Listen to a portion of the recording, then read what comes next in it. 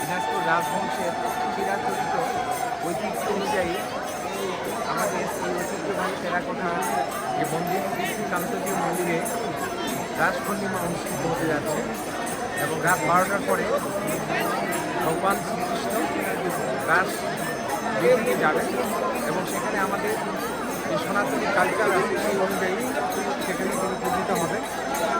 এই দিনাজপুরের রাজবংশের ইতিহাস অনুযায়ী 1752 সাল থেকে 2024 এতদিন ধরে এই যে আচার এবং অনুষ্ঠান হয়ে আসছে।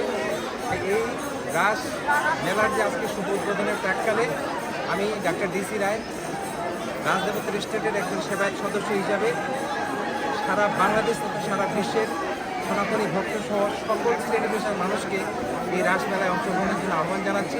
আসুন আমরা জাতি ধর্ম বর্ণ নির্বিশেষে আমরা মানব কল্যাণে কাজ করে যাই। সবাইকে অনেক অনেক ধন্যবাদ।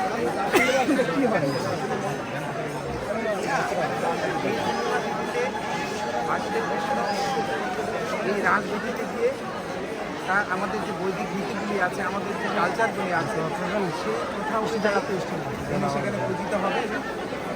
সেটা আমাদের দাপট যুগ থেকে হয়ে আসছে। ওকে